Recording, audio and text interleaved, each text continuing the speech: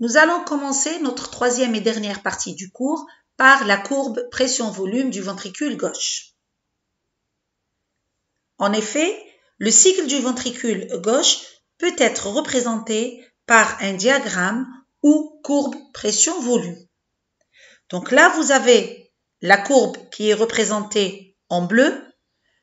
Nous avons en abscisse le volume ventriculaire gauche, en ordonnée donc la pression ventriculaire gauche, et on va commencer à interpréter la courbe au niveau de ce point, donc si vous voulez au début de la systole.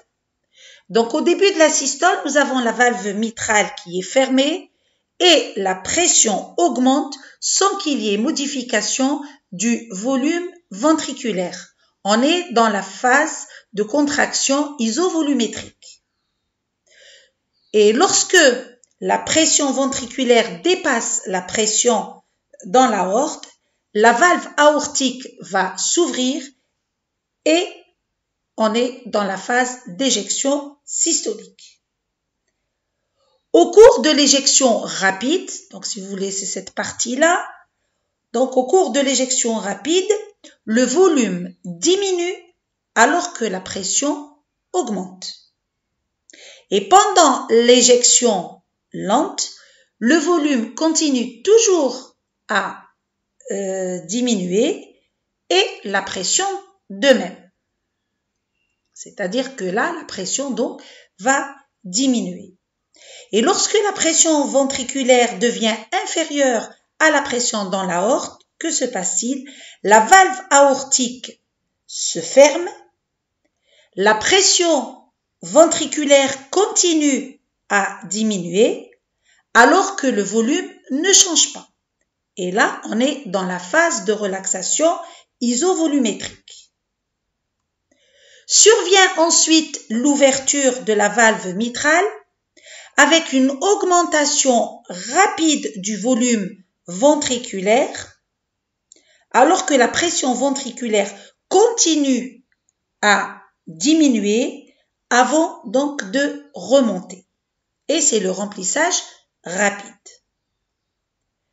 La surface enclose par la boucle pression-volume, c'est-à-dire ce qu'il y a à l'intérieur de cette courbe bleue, eh bien, cette surface-là est égale au travail effectué par le ventricule pour éjecter le sang dans l'aorte. Nous allons maintenant aborder les pressions de la circulation pulmonaire. Comme je l'ai dit donc dans la vidéo précédente en parlant des modifications au cours du cycle cardiaque, les variations de pression dans le ventricule droit et les artères pulmonaires sont similaires à celles du ventricule gauche et de l'aorte, mais du point de vue quantité, eh bien elles sont différentes. Nous avons là un tableau qui nous résume un peu les différentes valeurs des pressions dans l'artère pulmonaire et dans la circulation systémique au cours de la systole et au cours de la diastole. Pendant la systole, la pression dans l'artère pulmonaire est de 25 mm de mercure, alors que dans la circulation systémique, elle est de 120 mm de mercure. Au cours de la diastole, les pressions dans l'artère pulmonaire donc, sont autour de 10 mm de mercure, alors que dans la circulation systémique, donc, elles sont de 80 mm de mercure. Et là, vous avez donc remarqué que la circulation pulmonaire est un système à basse pression. Ce qu'il faut noter, c'est que la paroi du ventricule droit est plus fine que celle du ventricule gauche, mais attention, les volumes d'éjection des deux ventricules sont identiques. On termine notre cours par les bruits du cœur. Et donc avec un stéthoscope, on perçoit, donc on entend deux bruits du cœur qui sont dus à la fermeture des valves. Le B1, c'est-à-dire le premier bruit du cœur, de basse tonalité relativement longue, accompagnant la fermeture des valves auriculo-ventriculaires en début de systole. Donc, en début de systole, donc on va entendre le premier bruit du cœur qui est de basse tonalité, cette tonalité étant donc longue, et ça signe la fermeture des valves auriculo-ventriculaires. Vous avez le deuxième bruit, c'est le B2, qui est le deuxième bruit du cœur. Il est plus intense, sec et rapide. Et il correspond à la fermeture des valves pulmonaires et aortiques en début de diastole. Il faut noter que il existe d'autres bruits qu'on appelle les souffles, et généralement quand ces souffles sont présents, ils signent une maladie cardiaque. Ils sont dus à un débit sanguin turbulent.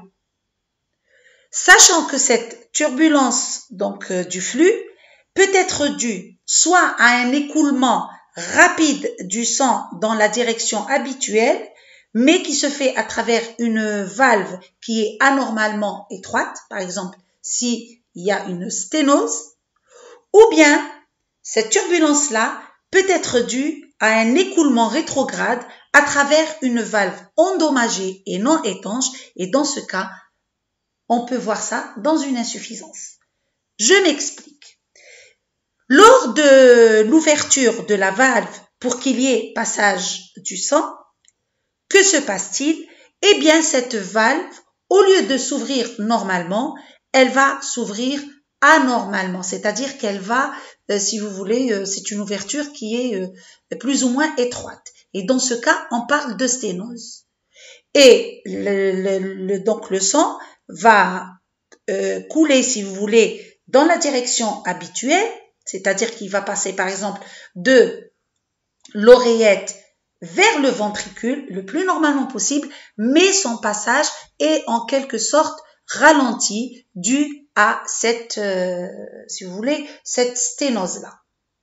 Ou bien, on peut avoir un souffle lorsqu'on est devant une insuffisance, c'est-à-dire que là, la valve va se fermer. Je prends toujours le cas de la valve auriculo-ventriculaire, par exemple la valve mitrale si vous voulez. Lorsque cette valve se ferme, normalement, il n'y a plus de contact entre le ventricule et l'oreillette. Or, dans le cas de l'insuffisance, la valve se ferme, mais elle ne se ferme pas complètement. Puisqu'elle est endommagée, elle ne se ferme pas complètement et elle devient non étanche.